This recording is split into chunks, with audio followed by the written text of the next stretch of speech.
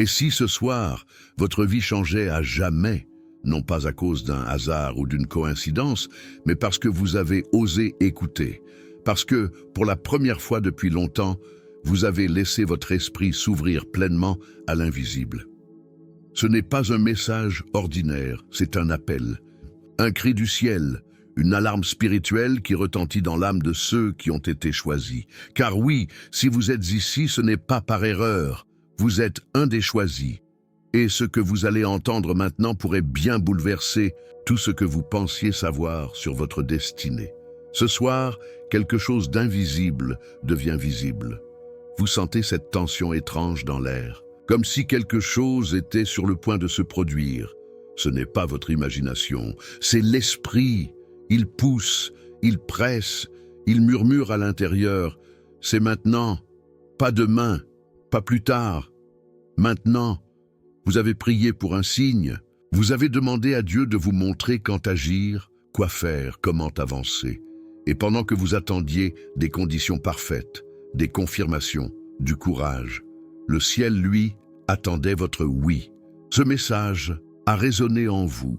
Alors peut-être qu'il est temps d'aller plus loin. Le livre « Vous êtes l'un des élus » a été écrit pour ceux qui ressentent un appel silencieux au fond d'eux-mêmes. Il a déjà transformé la vie de milliers de lecteurs en leur faisant comprendre que leurs douleurs et leurs différences ne sont pas un fardeau, mais une préparation à quelque chose de bien plus grand. Les témoignages sont bouleversants. Alain, 62 ans, nous a confié que chaque page semblait mettre des mots sur ce que son cœur n'arrivait pas à dire. Il se sent désormais apaisé, compris et guidé. Le livre est disponible en version numérique et aussi en version narrée, idéal à écouter dans vos moments de calme ou de réflexion. Et uniquement pendant le mois de mai, vous pouvez accéder à cette œuvre en promotion avec 2 bonus offerts. Le lien est dans le commentaire épinglé. Ce moment que vous avez tant désiré, pour lequel vous avez tant pleuré, il est là, juste là, devant vous. Mais il y a un piège subtil, presque invisible, celui de croire que vous avez encore le temps, que vous pouvez remettre à demain ce que Dieu vous presse de faire aujourd'hui. Et c'est là que beaucoup tombent. C'est là que des destinées entières s'effondrent, car il existe des fenêtres divines, des moments sacrés que le ciel ouvre brièvement. Et lorsque ces fenêtres se ferment, elles ne se rouvrent pas toujours. Ce n'est pas pour vous effrayer, c'est pour vous réveiller. Ce message est votre feu vert, votre confirmation, votre moment de bascule. Alors respirez profondément, écoutez chaque mot, non pas avec vos oreilles, mais avec votre esprit, car ce que vous allez découvrir dans les prochaines minutes pourrait bien être la clé de votre transformation, ou la dernière alerte avant une saison de regrets. Avant d'aller plus loin, une seule question. Êtes-vous prêt à voir de vos propres yeux ce que Dieu a préparé? Si, et seulement si, vous osez dire oui, maintenant. Si ce message résonne en vous, pensez à vous abonner et à aimer cette vidéo. Cela m'aide énormément à continuer à partager ces messages avec vous. Plus tard, 2 mots qui semblent inoffensifs. 2 mots que nous prononçons presque chaque jour, sans y penser. Et pourtant, ces 2 mots ont volé plus de destinée que le doute, plus de rêves que la peur, plus de miracles que le manque de foi. Le plus grand mensonge que l'ennemi utilise contre les élus n'est pas « tu ne peux pas », c'est « tu as encore le temps ». C'est subtil, c'est doux, c'est raisonnable et c'est mortel. Combien de fois avez-vous senti cette impulsion intérieure, ce frisson soudain, cette certitude étrange que vous deviez faire quelque chose maintenant, et puis vous avez attendu, parce que ce n'était pas le bon moment, parce que vous ne vous sentiez pas prêt, parce que vous espériez un autre signe. Et ce moment est passé. Vous vous dites peut-être, ce n'est pas grave, j'aurai une autre chance. Mais la vérité, c'est que toutes les portes ne restent pas ouvertes. Certaines sont temporelles, spirituelles, stratégies célestes.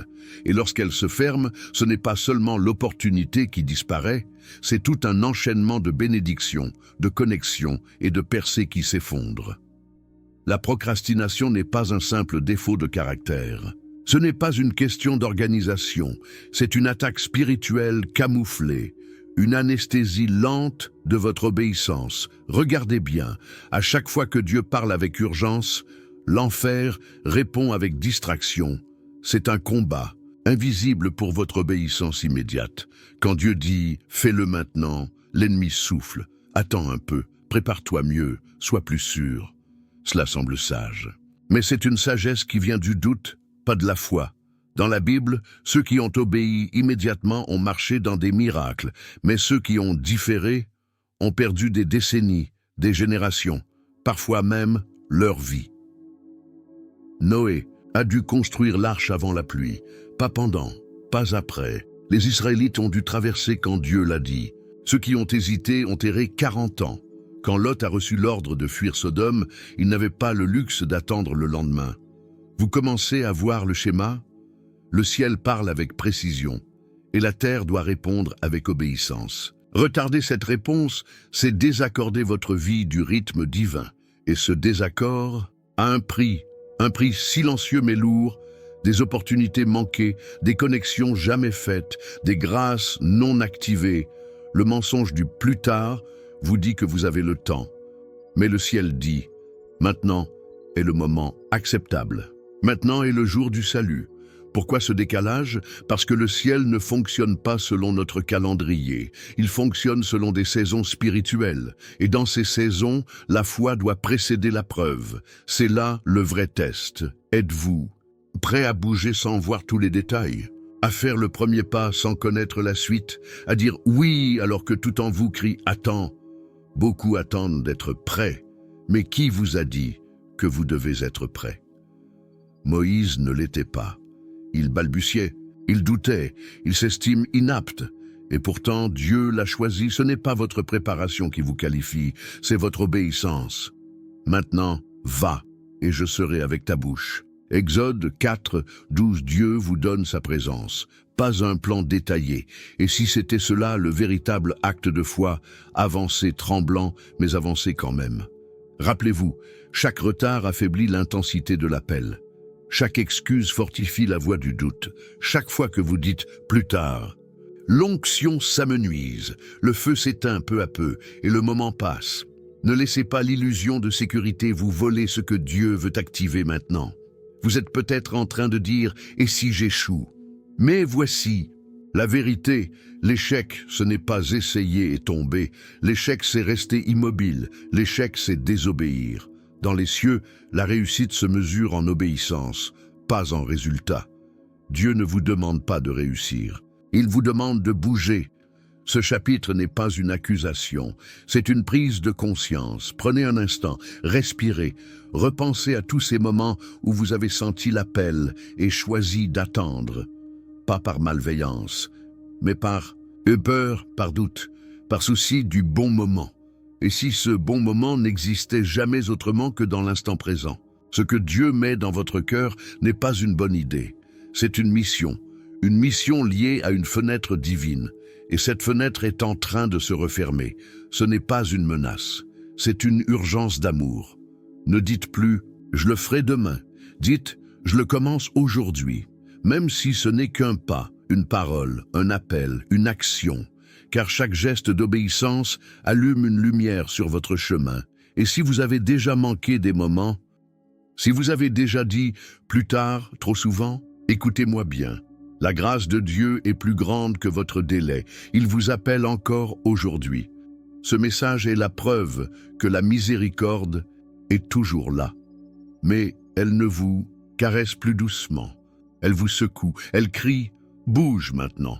Si ce message résonne en vous, pensez à vous abonner et à aimer cette vidéo.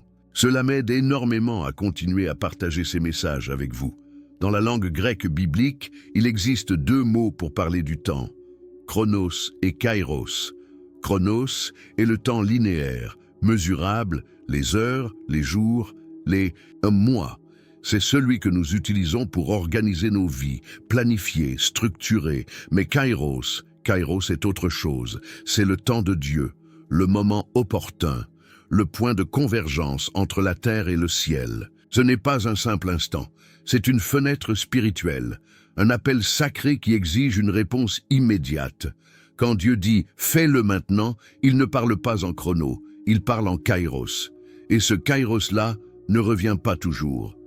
Imaginez une porte céleste qui s'ouvre brièvement, une brèche dans le temps ordinaire, où des choses surnaturelles deviennent soudainement possibles. Guérison, percée, appel, connexion divine, inspiration prophétique.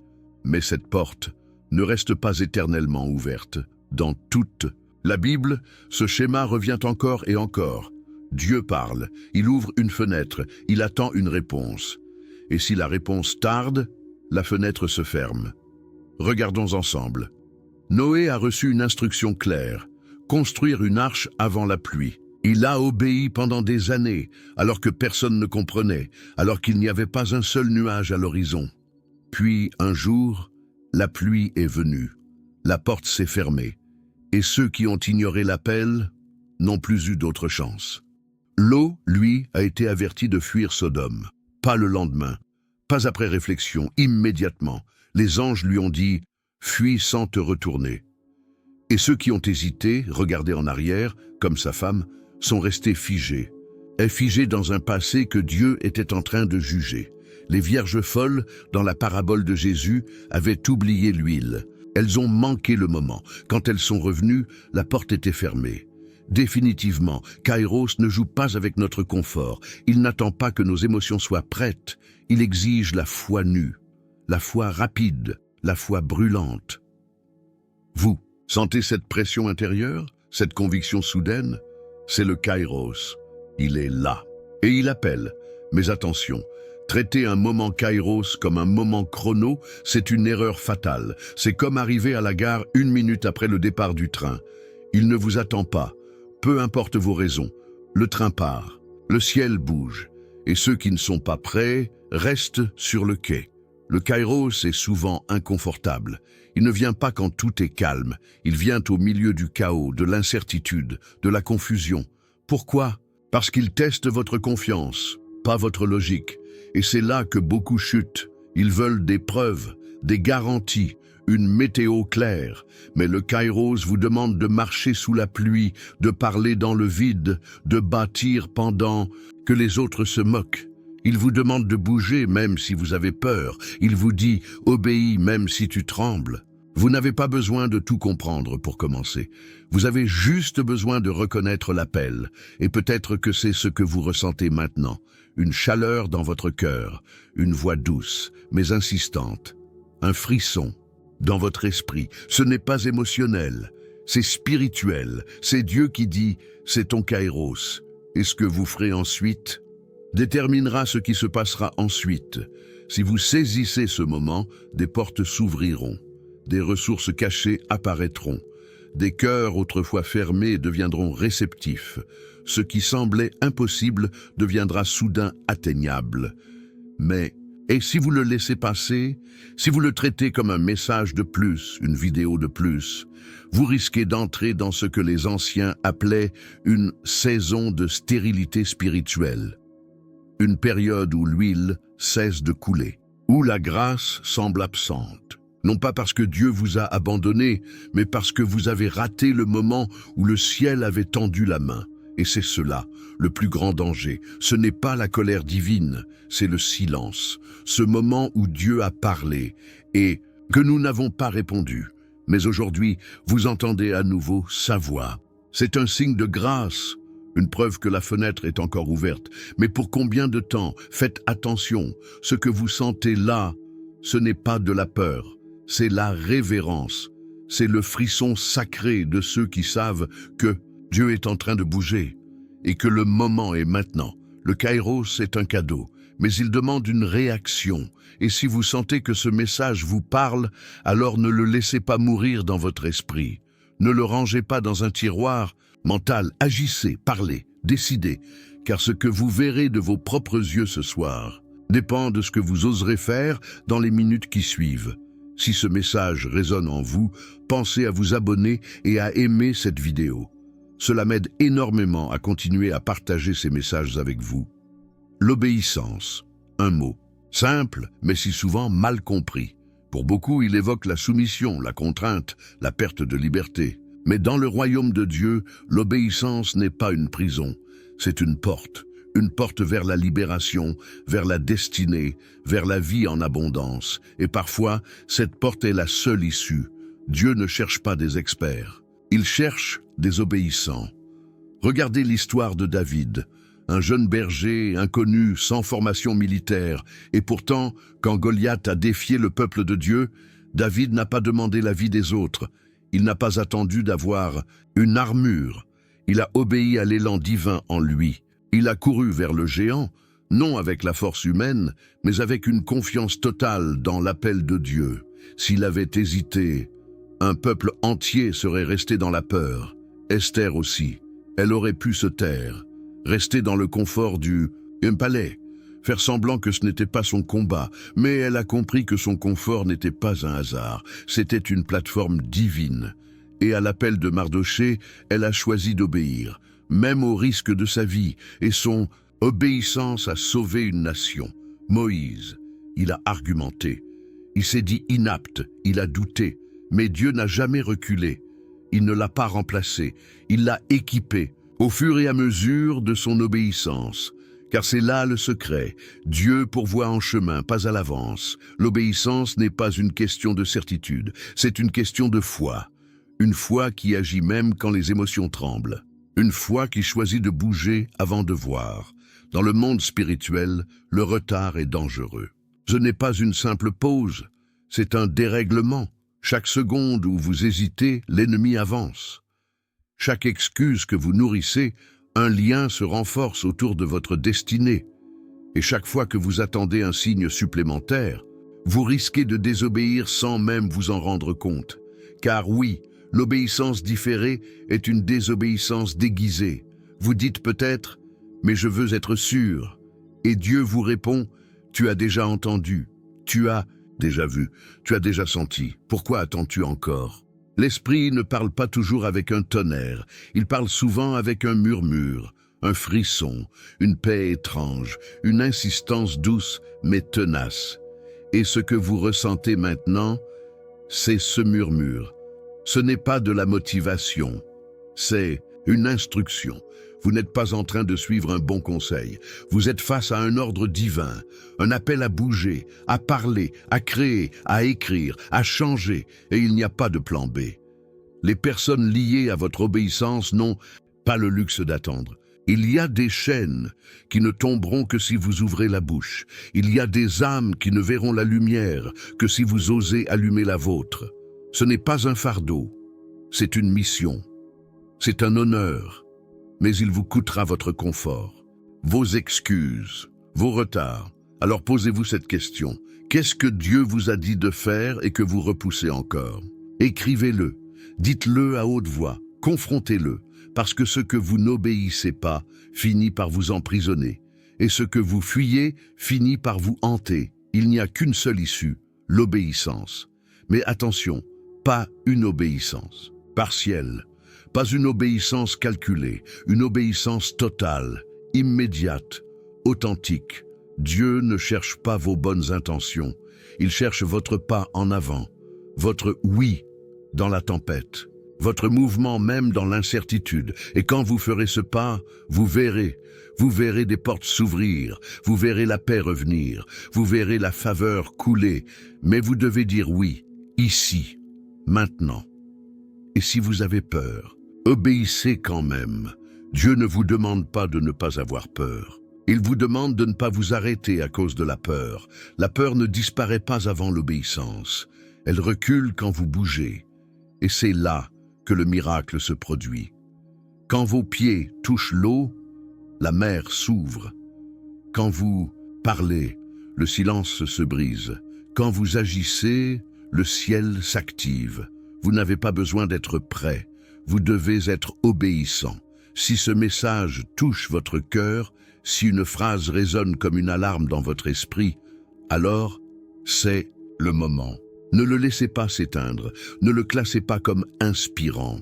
Laissez-le devenir transformationnel. Dites oui, obéissez, et regardez ce que Dieu fera.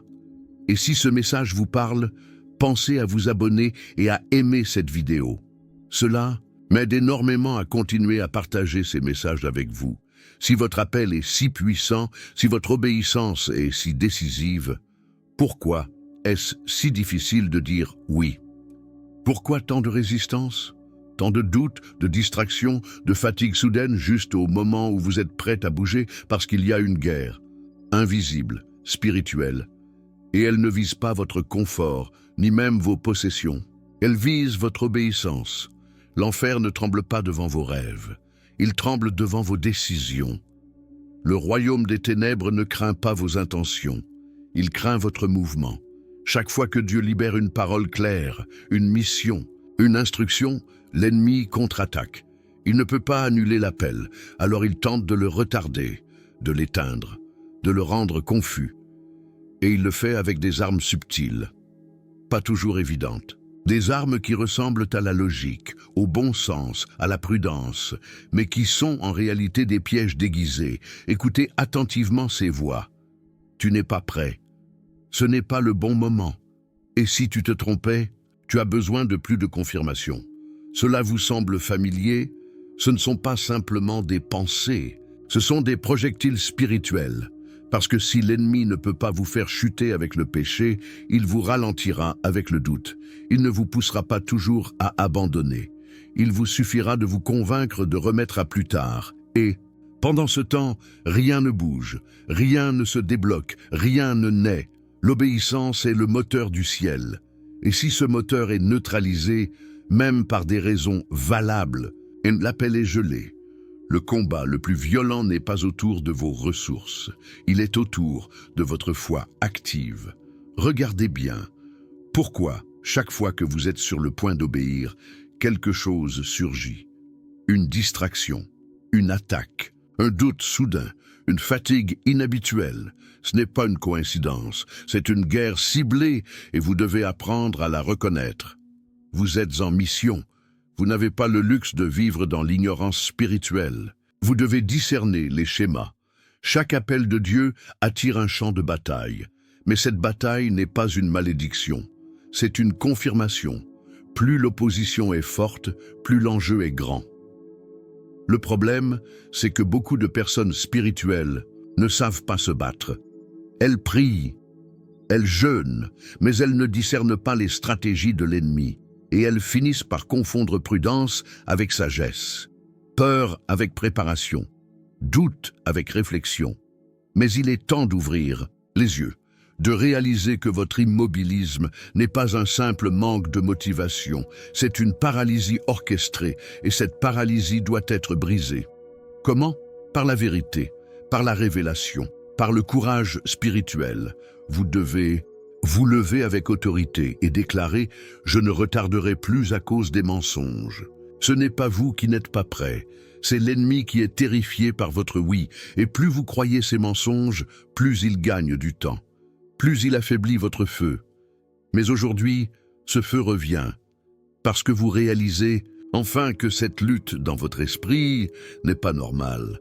Ce n'est pas une question de caractère ou de personnalité. C'est un affrontement entre votre destinée et les forces qui veulent la faire avorter. Et voici la vérité, l'enfer ne combat pas ce qui n'a pas de valeur. S'il y a combat, c'est qu'il y a puissance. S'il y a opposition, c'est qu'il y a onction et vous portez quelque chose de grand, quelque chose qui dérange l'enfer, quelque chose qui secoue les ténèbres, quelque chose qui peut libérer d'autres âmes si vous osez l'activer. Alors que faire? Comment vaincre cette guerre invisible? Premièrement, exposez-la, ne la cachez plus, ne prétendez plus que tout va bien si votre esprit est en feu de confusion. Parlez à Dieu, dénoncez les mensonges, affirmez la vérité.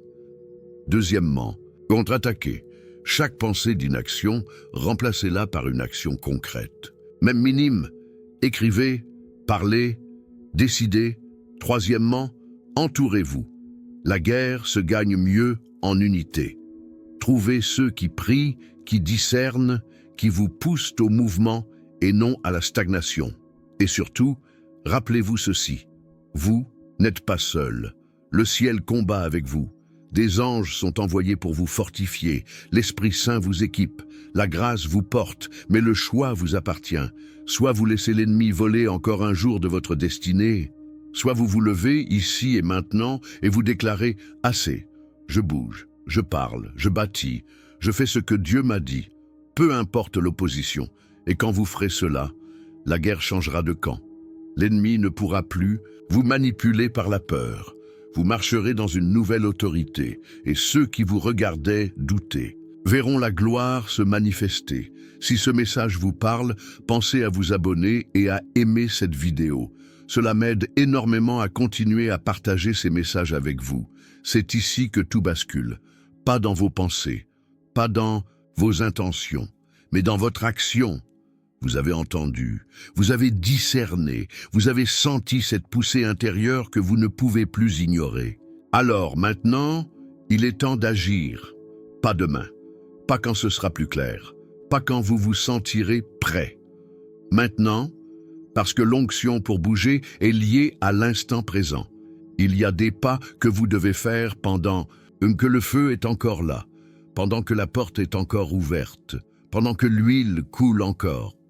Ne laissez pas cette énergie spirituelle s'éteindre, qu'importe si c'est imparfait. Commencez, qu'importe si c'est petit. Avancez, qu'importe si vous tremblez.